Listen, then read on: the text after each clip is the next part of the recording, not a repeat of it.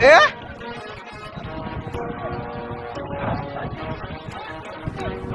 Baadiyyaa biyya koo Harkisi ganda dhalootaa koo baadiyyaa biyya koo ganda dhalootaa koo sirraa fagaadhollee carraa jiruutiin siin dagaadhu aniyaa.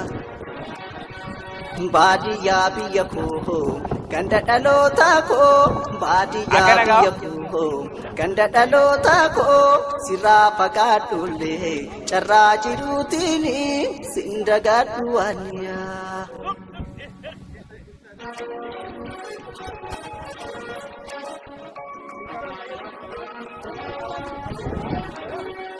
Gandiyaa kakilee abaabilee kiyyaa na duraa mul'ata een warra kiyyaa.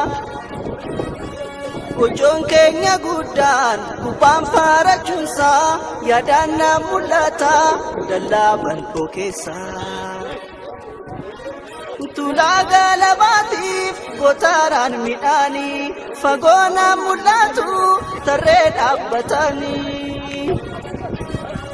Wiruun karaa maddii asheenni masnoota ililliin daraaree na dura mul'ata baddeessaaf gurguraan na dura mul'ata.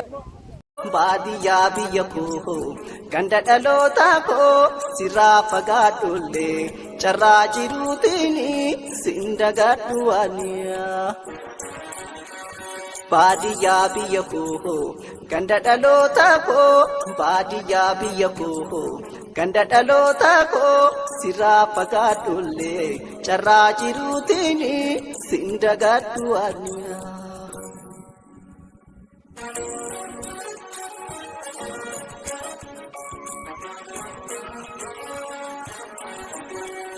Gasaara raafannee yeroo loon tiksinu godaan keessa fiignee kurraaqnee taphannu. Garaa fi lageenni mukeen tullu gubbaa hawaan irraanfannee sheenaa guddaan qaba. Nyaata malee qubsaa qilleensummaan keetu baadiyyaa biyyatoo hin irraanfatamtu. Lafa dhaloota koo hawaasin dagadhu garaan na booraya yeroon si yaadadhu garaan na booraya yeroon si yaadadhu.